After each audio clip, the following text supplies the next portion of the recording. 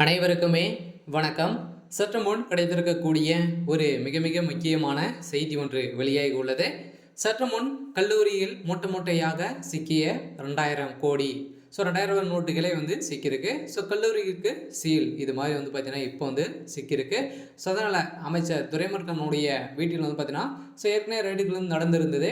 இதைத் தொடர்ந்து இன்று பார்த்தீங்கன்னா அவருடைய கல்லூரியிலேருந்து சிக்கிய சம்பவம் தான் இப்போ பெரும் அதிர்ச்சியை ஏற்படுத்தியிருக்கு. மொத்தமாகவே பார்த்தீங்கன்னா 2000 நோட்டுகளே பார்த்தீங்கன்னா அடிக்கடிக்கு மூட்டை மூட்டையாக சிக்கி வைத்திருக்கக்கூடிய சம்பவம் தான் இப்போ சென்னையிலே ஒரு மிகப்பெரிய சம்பவங்களாக நடந்திருக்கு.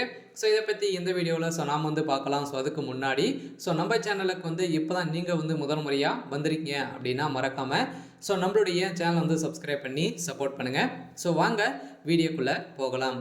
பார்த்தீங்கன்னா இப்போ அமைச்சர் துரைமுருகனுடைய கல்லூரியில் பார்த்தீங்கன்னா கிங்ஸ்டன் கல்லூரியில் பார்த்தீங்கன்னா அதிரடியாக அந்த சர்வே ரூமில் பார்த்தீங்கன்னா எக்கச்சக்கமான பணங்கள் பார்த்தீங்கன்னா இதில் மூட்டை மூட்டையாக சிக்கிய சம்பவம் தான் இப்போ அமைச்சர் துரைமுருகன் பார்த்தீங்கன்னா அதிரடியாக கைது செய்யப்பட்டிருக்காரு. ஏற்கனவே பார்த்தீங்கன்னா கதிர் ஆனந்துடைய கல்லூரியாக தான் இருக்குது. இதனால் இந்த சர்வே ரூமுக்கு பார்த்தீங்கன்னா திடீர்னு அங்கே எக்ஸாம் நடந்துட்டு இருக்கக்கூடிய நிலையில் தான் இப்போ பார்த்தீங்கன்னா அந்த ஒட்டுமொத்தமாக கல்லூரிக்கு சீல் வைக்காமல் அந்த ரூமுக்கு மட்டுமே சீல் வைத்திருக்கக்கூடிய நிலையில் தான் இப்போ பெரும் கதி கலங்க போய் தான் திமுகவே இருக்காங்க.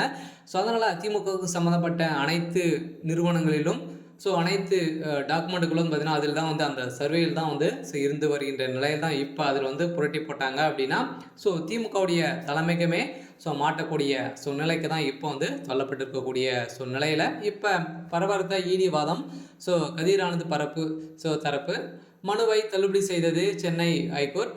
இப்போ சென்னை எம்பியாக இருந்த கதிர் ஆனந்துக்கு பார்த்தீங்கன்னா சொந்தமான கிங்ஸ்டன் கல்லூரியில் சர்வர் ரூமுக்கு வைக்கப்பட்ட சீலை அகற்ற கோரி தாக்கல் செய்யப்பட்டிருந்த மனுவை தள்ளுபடி செய்தது. இந்த தள்ளுபடியின் அடிப்படையில் சென்னை உயர்நீதிமன்றம் உத்தரவிட்டிருக்கக்கூடிய நிலையில் இந்த வழக்கு விசாரணையின் போது கதிர் ஆனந்த் தரப்புக்கும் அமலாத்துறை தரப்புக்கும் இடையே காரசாரமாக வாதங்கள் நடைபெற்று இருந்த நிலையில் தான் இப்போ பார்த்தீங்கன்னா ஏற்கனவே செந்தில் பாலாஜியுடைய வழக்கில் நடந்தது இல்லையா. இதே போல தான் அமலாக்கத்துறையை பார்த்தீங்கன்னா தாக்கக்கூடிய நிலையில் தான் இப்போ கதிர் ஆனந்த் அவர்கள் கைது செய்யப்பட்டிருக்காரு.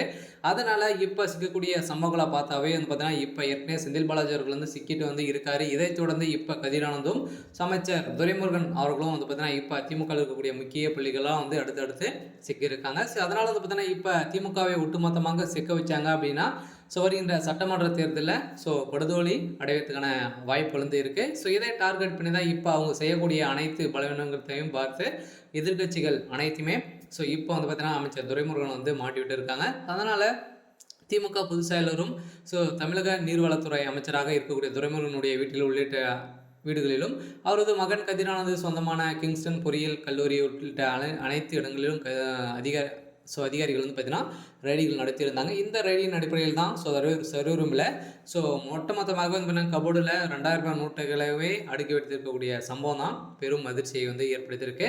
இன்னைக்கான அப்டேட் பார்த்தீங்கன்னா இதுதான். மறக்காமல் நம்மளுடைய சேனலை சப்ஸ்கிரைப் பண்ணிக்கோங்க. தேங்க்யூ.